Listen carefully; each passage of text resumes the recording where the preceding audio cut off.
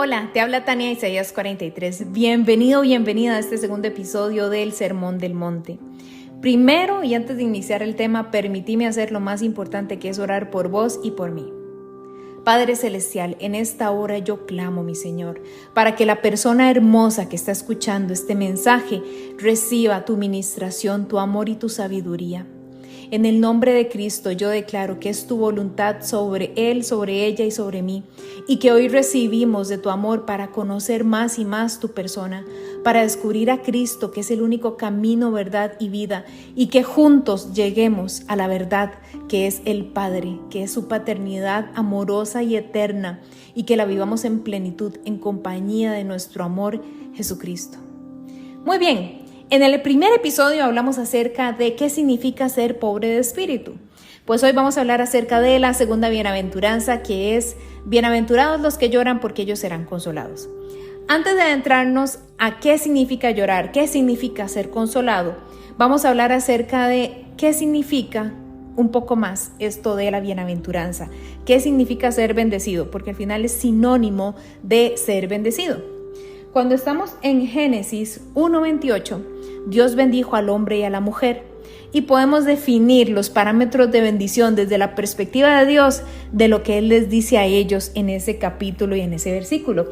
Y dice: Dios los bendijo y les dijo: sean fructíferos y multiplíquense, llenen la tierra y sométanla, ejerzan dominio sobre los peces del mar, sobre las aves del cielo y sobre todo ser viviente que se mueve sobre la tierra.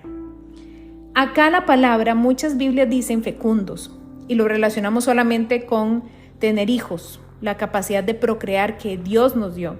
Y luego dice multiplíquese y llenen la tierra. Entonces solemos entender todo eso como en un solo paquete. No obstante, va mucho más allá. Primero dice: sean fructíferos. Esa es literalmente la palabra que está diciendo. Y ser fructífero es ser próspero, que las manos se llenen, que lo que hagamos se multiplique. Y esto nos va a dar la capacidad de multiplicarnos, de tener hijos en familia, en el diseño que Dios creó, y que así llenemos la tierra. Acá está implícito una serie de cosas. Si el Señor está diciendo multiplíquense y llenen la tierra, significa que hay muchos temas resueltos antes. Está hablando acerca de que tenemos alimento suficiente, que tenemos un lugar donde resguardarnos, donde vivir tranquilos, que no tenemos preocupaciones adicionales de quién comerá qué, que no estamos en disputa, que no nos sentimos en peligro, que no tenemos necesidad de construir grandes ciudades amuralladas que nos protejan de animales y de otros enemigos que pretendan quitarnos la vida, por ejemplo. Entonces esto, si lo analizamos y de nuevo lo meditamos, es decir, lo masticamos, lo saboreamos, lo procesamos en el espíritu, vamos a ver que está incluyendo todas las bendiciones habidas y por haber que nos permite multiplicarnos y llenar la tierra. Finalmente dice: sometan la tierra. La palabra que dice acá es subyugar o someter. Lamentablemente el ser humano ha entendido que someter significa esclavizar, maltratar y hacer lo que quiera. No obstante, si estamos hablando desde la perspectiva de Génesis, Dios es el rey de todo, el dueño de todo, y Él nos cedió a nosotros autoridad para administrar en sus términos. Entonces, en una tierra donde nadie se peleaba por la comida, nadie mataba a nadie, estamos antes de que el mal ingresara en este mundo que conocemos, pues no había ningún peligro latente y no había por qué someter nada ni matar nada. Todo era próspero, el alimento estaba en la mano, era tan simple como tomarlo y comerlo. Todos comíamos frutas y vegetales y no había necesidad de comer otras cosas, por ejemplo, algo que podemos analizar en futuras sesiones. Entonces, aquí se trata de cuidar. Someter significa cuidar lo que existe, porque no tienes necesidad de matar nada, ni de protegerte de que algo te quite tu vida o te quite tus posesiones. Entonces es cuidar, no explotar, no utilizar según mis términos para enriquecerme yo y empobrecer a otros. Es cuidar y amar. Eso es lo que Dios está diciendo. Entonces, una bendición es ser próspero, que se nos llenen las manos, tener todo disponible para poder multiplicarnos en familia, amarnos en familia, llenar la tierra y además cuidar todo lo que en ella está. Esa es la corona que Dios nos puso a vos y a mí. Eso es ser bendecido en los términos del Señor. Entonces, volvemos a las bienaventuranzas. ¿Qué significa esta bienaventuranza? ¿Por qué es bienaventurado aquel que llora y por qué puede recibir todo esto? ¿Por qué las personas que están en esta lista pueden ser bendecidos en los términos de Dios y poder cumplir así a plenitud su voluntad? Esto lo vamos a analizar a continuación.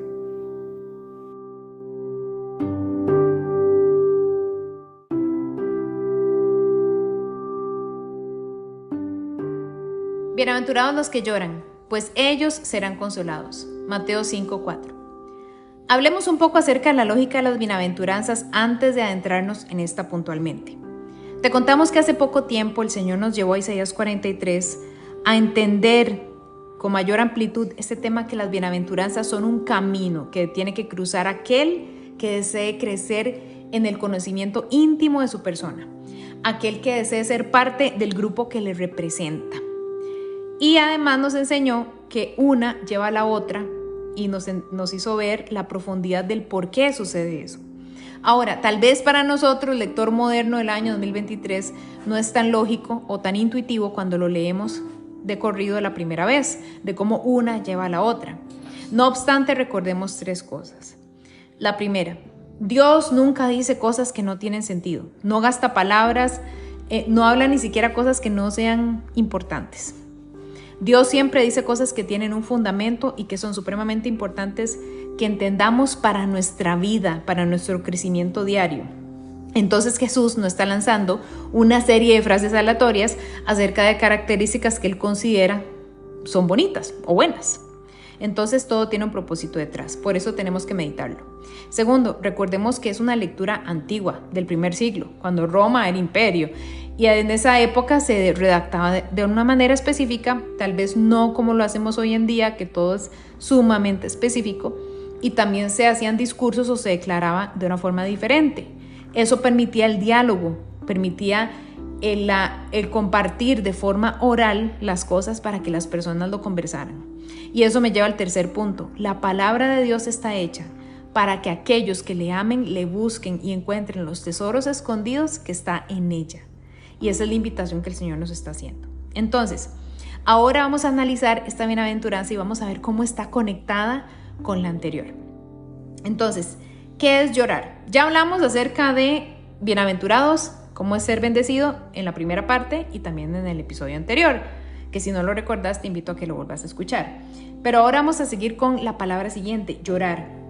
En la escritura del griego original, la palabra llorar es penteo, la que se utiliza exactamente en esta línea.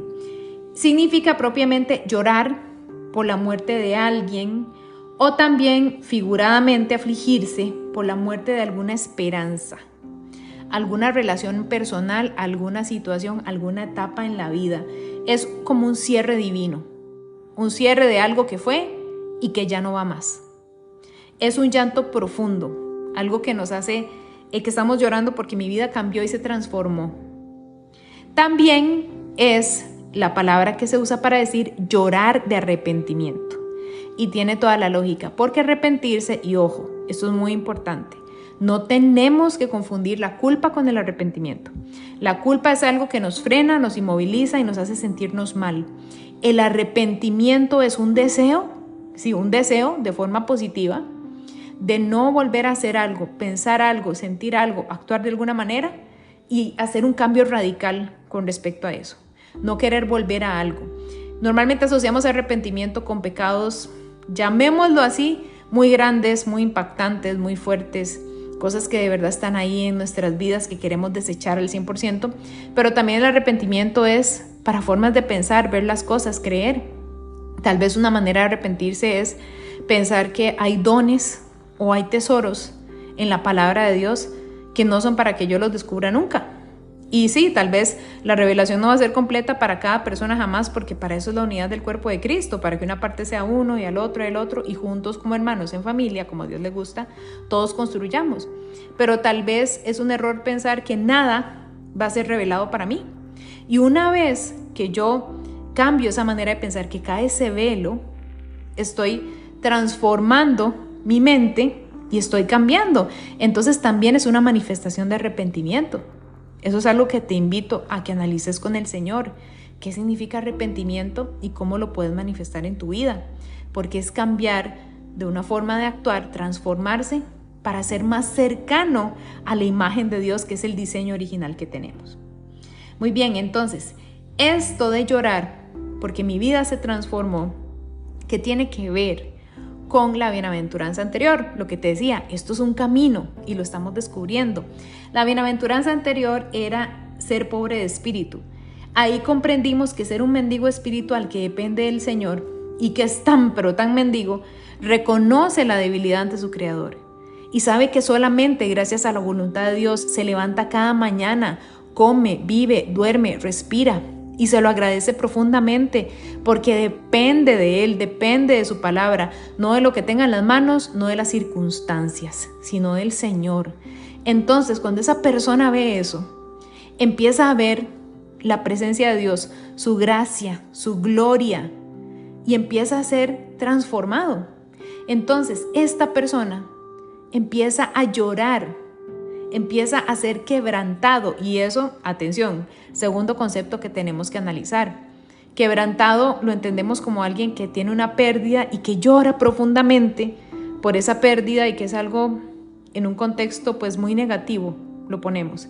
Sin embargo, quebrantamiento también es reconocer nuestra debilidad delante de Dios al punto que eso nos queme el corazón y nos transforme. Entonces, en ese nivel de pobreza alcanzado, se le da muerte a esperanzas personales, a formas de pensar, a planes que teníamos en la presencia del Señor, es a morir, a pasiones e ir más profundo con el Señor cada día. Esto hace llorar a este mendigo espiritual, a esta persona que reconoce que Dios es el creador de todo y el Señor de su vida. Porque esta persona, este mendigo, cruza una brecha donde se arranca lo viejo, pero se es lleno de una gracia sin límites y es visible el amor de su Padre. Esto es un quebranto en el espíritu. Es esa transformación. Gracias a ver la gloria de Dios, gracias a reconocer que Él es dueño de todo y de nuestra vida. Entonces, es decir, paso a la página, habían planes que tenía, formas de pensar que tenía, estructuras que tenía, sin embargo, todo eso ya no es. Y veo la gracia de Dios y caigo de rodillas delante de Él, llorando y clamando por su presencia y agradeciendo, lleno de agradecimiento. Ahora, estos quebrantos muchísimas veces se dan por medio de las llamadas pruebas, es decir, que pasamos por el fuego como el oro, siendo nosotros más preciosos. Eso es muy importante, nosotros somos más preciosos que el oro, así lo dice en 1 de Pedro. Las pruebas duelen, es como quebrarse un hueso espiritual, para ponerte un ejemplo, pero por medio de esa quebradura nosotros somos purificados. Salen los dolores, salen temores, salen dudas, salen antidiseños que están en lo más oculto del alma, que solo con un quebranto pueden salir. Y ojo con eso. Hay muchas cosas de nuestra vida, una limpieza en nuestra alma y en nuestro ser, en nuestra existencia, que solamente va a pasar cuando somos quebrantados. Y este quebranto puede ser en oración todos los días a los pies del Padre, reconociendo su gloria. Ahí el Señor nos va transformando de gloria en gloria. Así dice en Corintios. Cuando nos exponemos en intimidad a su presencia y dejamos ver y nos dejamos conmover por la grandeza y el amor de nuestro Señor, por su poder, por su gloria, por su hermosura. En esos momentos de quebranto, de llanto, reconociendo su gloria, somos transformados. Pero también en los momentos donde el Señor dice, esto no más, donde el Señor nos enseña de dependencia, donde el Señor nos pone en una situación o nos deja ir a una situación que tal vez nos duele en ese momento, pero vamos a salir diferentes del otro lado. Porque ese es el tema del quebranto, que tal vez inicia de una manera que no nos gusta o nos duele o nos llena de incertidumbre de momento, nos frustra tal vez, pero cuando salimos del otro lado, somos otra persona completamente diferente. Somos fortalecidos en Cristo, porque ahí es donde se va cumpliendo la palabra, que ya no somos nosotros, sino que es Cristo quien vive en mí. Él se va consolidando en mi ser. Ahora la promesa, y aquí te digo, sorpresa, esto no significa lo que nosotros pensábamos. Ser consolados, porque así es lo que dice esta bienaventuranza, quien llora será consolado. Muchas veces interpretamos esta bienaventuranza como que si lloramos por una pérdida, si lloramos por un momento difícil, porque tenemos una situación ajustada económicamente, por un despido, por que finalizó una relación amorosa, tantos motivos por los cuales llorar, el Señor nos va a abrazar, va a secar nuestras lágrimas y nos va a hacer sentir mejor. No tenga la menor duda que eso funciona así. Por supuesto que el Señor es tu mejor amigo, te conoce, te ama y sabe lo que vos sentís. Sin embargo, en este caso estamos hablando de algo más profundo. Como te decía antes, estamos llorando por un quebranto, por la transformación de nuestro ser y por ver la gloria de Dios. Y así somos siendo transformados a su presencia. Entonces aquí el Señor nos da consuelo. Y consuelo, la palabra que se utiliza es paracaleo. Si has leído en tu Biblia, cuando Jesús habla acerca del Espíritu Santo, que va a venir Él, que Él se tiene que ir, le dice a sus discípulos, pero que va a venir el Consolador. Algunas Biblias dicen el Paráclito o Paraclito, depende cómo esté escrito. Eso quiere decir consolador. Esta misma palabra es la que se está utilizando aquí en forma de verbo y quiere decir lo siguiente. Primero, quiere decir recibir consolación, animar, ser fortalecido. Ojo, qué importante. El consuelo del Señor nos hace más fuertes. Nos hace más fuertes, nos fortalece para poder lograr todo en Cristo. Segundo, combina las ideas también de consolar, animar y exhortar. ¿Qué significa exhortar? Tal vez lo has escuchado por ahí y si no sabes te cuento qué es. Es que el Señor nos urge, nos invita con urgencia y con su amor a hacer algo. Entonces te exhorto a que ores por tu familia, te exhorto a que ayunes una vez a la semana. Tenés que hacerlo por algo que el Señor sabe y tenemos que hacerle caso porque Él nos está exhortando a que hagamos eso para el bien de su nombre y por supuesto para nuestro bienestar. Entonces nos fortalece, es como que nos está exhortando a esa transformación, nos está llevando a una nueva temporada con cada quebranto, aunque sea un quebranto de oración del día a día. No pensés que porque es algo desde nuestra óptica pequeño, es pequeño en el espíritu. Todos los cambios y todo lo que hace el Señor en nosotros nos edifica para la eternidad y todo es importante. Tercero es recibir instrucción. Recibir instrucción, entenderlo como Jesús sentado y sus discípulos alrededor y Él diciéndoles, en este pensamiento están creyendo mal, esto está incorrecto, esto debe ser de esta manera, dando correcciones y correcciones, pero como lo hace un coach, como lo hace un amigo, como lo hace un maestro, diciéndonos, no, corrija esto, corrija aquello, corrija para su bien, para el bien de los demás. Es alguien que nos muestra y nos enseña el camino que tenemos que cruzar. Entonces, consolar también es instrucción. También es, ok, viste que antes de esto, ese dolor que tenías por lo que pasó con tu familia, por lo que pasó en tu divorcio, por lo que sucedió cuando creciste. Bueno, eso tiene que salir y tienes que cambiar tu forma de ver a los demás por esa experiencia. Eso es instrucción, nos está corrigiendo de algo que Él sabe que nos hace bien. Y por último, mientras pasa todo esto, consolar también significa hacer una petición de ruego. Es decir, mientras estamos siendo fortalecidos, exhortados, animados, motivados, instruidos, además de esto, Jesús está haciendo una intercesión de ruego delante del Padre por nosotros, para que seamos fortalecidos, para que salgamos adelante, para que sea la voluntad del Padre en nosotros.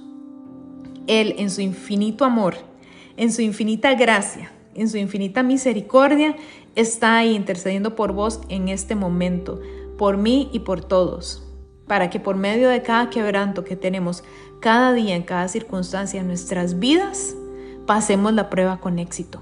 Porque recuerda, como el oro somos probados, pero somos más importantes que el oro, mucho más. Somos la joya preciosa de Dios, lo máximo de su creación, aquello que Él hizo de último, pero que le puso una corona para que gobernara con amor a lo demás, como vimos al inicio.